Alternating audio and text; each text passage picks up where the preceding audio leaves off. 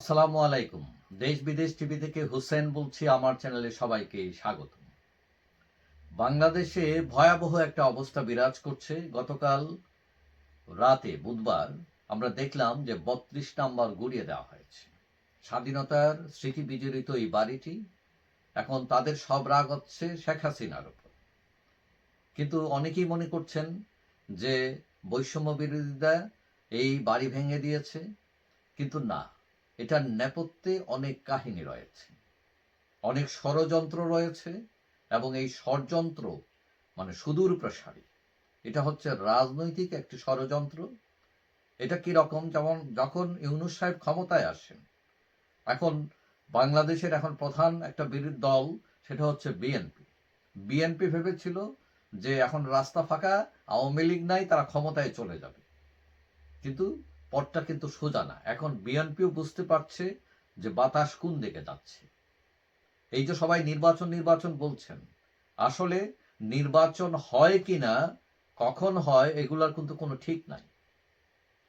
এবং বিএনপি যারা ক্ষমতা একদম কাছে ভেবেছিল, ক্ষমতা কিন্তু ক্রমশই দূরে সরে যাচ্ছে তাদের কাছ থেকে।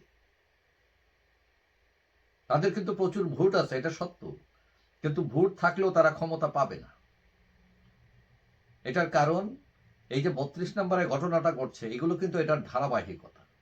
দেশে অস্থিতিশীল পরিস্থিতি তৈরি করা হচ্ছে ইচ্ছে করে। ৩২ নম্বর গুড়িয়ে দেওয়া হচ্ছে, সুদাসদনে আগুন, খুলনা, বিভিন্ন জায়গায়, বরিশাল, বিভিন্ন জায়গায় আওয়ামী লীগ নেতাদের বাড়ি গুড়িয়ে দেওয়া হচ্ছে।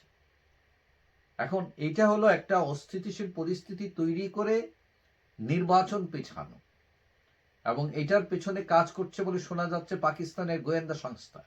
তারা প্রচুর টাকা পয়সা ঢালতেছে।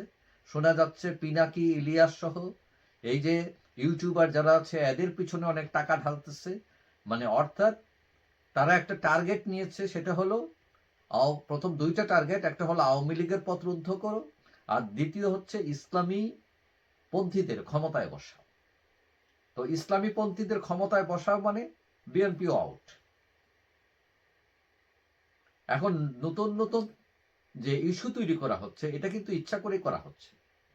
এটার কারণ হলো নির্বাচন পিছিয়ে দেওয়া, এবং নির্বাচন পিছিয়ে দেওয়ার কারণ হলো যে ইসলামী দলগুলো যাতে সংগঠিত হতে পারে, জামাত ইসলাম সহ অন্যান্য সংগঠনগুলো, সেখানে আবার ছাত্ররাও সংযুক্ত হতে পারে। অর্থাৎ মূল টার্গেট হচ্ছে বিএনপি ঠেকাও, আওয়ামী লীগ ঠেকাও, এবং এর পেছনে নেপথ্যে কাজ করছে পাকিস্তানি গোয়েন্দা সংস্থা। যদিও বিএনপি প্রথম ভেবেছিল যে পাকিস্তান, ভারত যেহেতু আমার না, পাকিস্তান আমার, কিন্তু পাকিস্তান তাদেরকে বন্ধু মনে করে না। পাকিস্তান মনে করে ইসলামী শক্তিই তাদের বন্ধু। কারণ এই পাকিস্তান ভারত বিভক্তি হয়েছিল দ্বিজাতি তত্ত্বের ভিত্তি, হিন্দু মুসলিম ভিত্তিতে।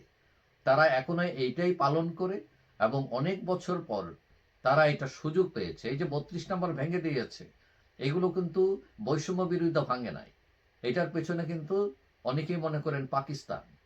কারণ তারা যে ১৯৭১ সালে সেটা টাচ করার সাহস পায় নাই, আজকে স্বাধীনতার ৫৪ বছর পরে এসে তারা সেই মধুর প্রতিশোধ নিয়েছে সেখানে। যাই হোক, সবাই ভালো থাকবেন।